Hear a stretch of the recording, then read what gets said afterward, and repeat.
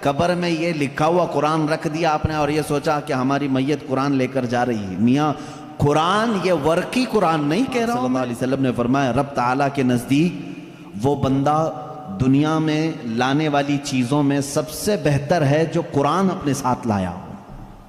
قرآن اپنے ساتھ لایا ہو مطلب کیا ہے؟ قبر میں یہ لکھا ہوا قرآن رکھ دیا آپ نے اور یہ سوچا کہ ہماری میت قرآن لے کر جا رہی ہے. میاں قرآن یہ ورقی قرآن نہیں کہہ رہا ہوں میں. قرآن وہ نفس قرآن جو لوح محفوظ میں ہے اور تمہارے دلوں میں اترا ہوا ہے، اس قرآن کی بات کر رہا ہوں.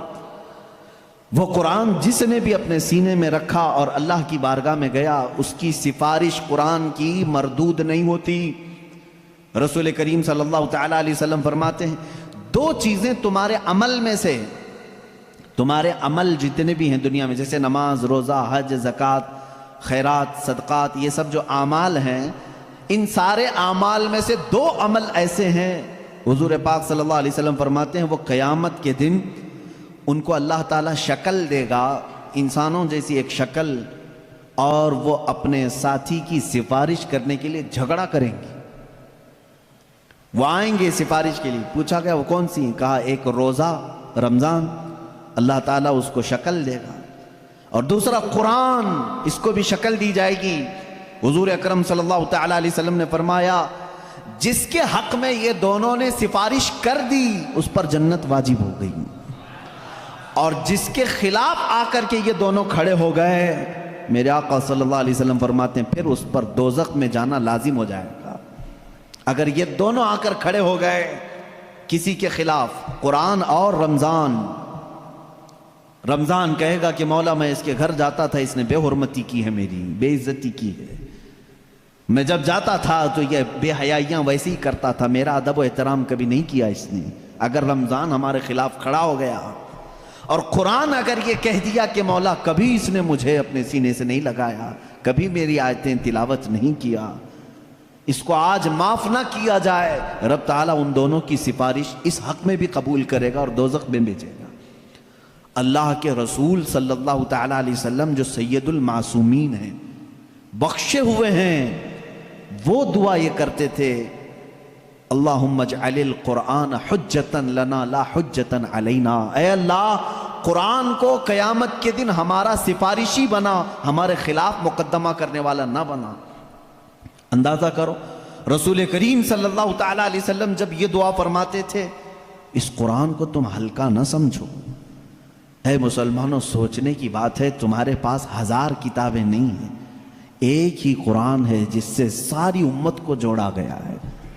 اور حد تو یہ بھی ہے اسلام میں، اسلام کے نام پر 70 سے زیادہ فرقے بنے، بہت فرقے بنے. ہر صدی میں کچھ نہ کچھ فرقے جنم لیتے رہے اور مرتے بھی رہے.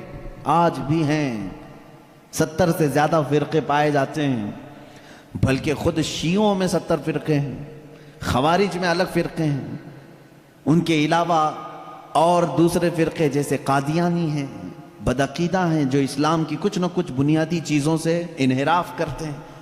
لیکن میں آپ کو بتاؤں تقریباً جتنے اسلامی فرقے ہیں سب کا اتفاق ہے کہ قرآن یہی ہے، کوئی اور نہیں. یہ 30 پارے جو قرآن کے ہیں اس پر سب کا اتفاق ہے. یہ بھی قرآن کا ایک معجزہ ہے، دوسرے سارے مسئلوں میں اختلاف چل رہا ہے، لیکن قرآن کا الف لام میم سورہ فاتحہ سے شروع ہو کر والناس پہ ختم ہونے میں تقریباً سارے فرقے اس کو تسلیم کرتے ہیں. شیعوں کا ہمارا اختلاف ہے، اہل حدیث سے اختلاف ہے، دیوبندیوں سے اختلاف ہے، رافضیوں سے اختلاف ہے، قادیانیوں سے اختلاف ہے، لیکن جا کر کے سارے مکاتب فکر میں آپ دیکھیں سب کے ہاں یہی قرآن پڑھا جاتا ہے، یہی قرآن ہے. اسی لیے میں کہتا ہوں ایک قرآن ہے، لیکن اس امت نے اس کو اتنا بوجھل کیوں سمجھا ہے، اس کو اتنا بھاری کیوں سمجھا ہے، جبکہ وہ مولا اسی قرآن میں یوں فرماتا ہے، ایک بار نہیں 4 بار فرما رہا ہے وَلَقَدْ يَسَّرْنَا الْقُرْآنَ لِلذِّكْرِ فَهَلْ مِن مُدَّكِرٍ. ہم نے قرآن کو یاد کرنے کے لیے آسان بنایا ہے، ہر کوئی یاد کرنے والا، اور وہ اتنا آسان ہے، اتنا آسان ہے. میں نے خود دیکھا ہے کہ وہ بچے جن کو ابھی سوجھ بوجھ بھی نہیں آتی، سمجھ بوجھ بھی نہیں آتی، وہ بھی جب قرآن یاد کرنے لگ جاتے ہیں تو ان کے سینوں میں قرآن اتر جاتا ہے۔ جب میں خود قرآن حفظ کرنے کے لیے نکلا تھا، ہماری عمر 11 سال کی تھی، بہت سارے معاملات سمجھ میں نہیں آتے تھے، لیکن ہم نے تیزی سے یاد کیا، اللہ کا فضل تھا۔ ہمارے ساتھ کچھ ایسے بھی تھے جن کو 2+2 کیا ہوتا ہے یہ بھی نہیں معلوم تھا، لیکن وہ 30 پارے کے حافظ تھے۔ دوسری چیزوں میں اگرچہ ذہن کند ہو، لیکن قرآن ایک معجزہ ہے جو یاد کرنے والے کے سینے میں اتر جاتا ہے۔ ہاں، یہ اس کے ساتھ نہیں جاتا جو اس کو بھاری سمجھتا ہے، جو اس کو بوجھل سمجھ کر کے چھوڑا اس کے ساتھ نہیں جاتا، اور جو اس سے محبت کیا اس کے سینے میں بہت آسانی سے اترتا ہے۔ میں نے تو محسوس کیا ہے، ہمارے ساتھ ایسا بھی ہوتا رہا ہے، استاد بیٹھے ہوئے ہیں، سنتے رہتے تھے، ایک دن کا اتفاق ایسا ہوا کہ خبر یہ لگی کہ کل شاید استاد آنے والے نہیں ہیں، موج مستی کرتے ہیں سارے، کل کا تو سبق چھٹی ہے، کچھ یاد نہیں، کیونکہ پہلے ہی معلوم ہو گیا استاد نہیں آنے والے ہیں، اور صبح 8 بجے سے کلاس چلتی تھی، 9 بجے تک نہیں آئے تو پکا ہو گیا کہ آئیں گی، کلاس بند کر کے نکلنے ہی والے تھے کہ استاد سامنے نظر آ گئے۔ سب کو کہا بیٹھو، میری کوئی چھٹی نہیں ہے، میں تاخیر ہو گیا تھا، بس مؤخر ہو گیا تھا۔ اب سبق سنانے کے لیے جس کو بھی بلایا جائے، ظاہر سی بات ہے جو سختیاں ہوتی تھیں، کہاں سے؟ رات کو یاد نہیں کیے، صبح یاد نہیں کیے، سامنے اچانک سننے کے لیے۔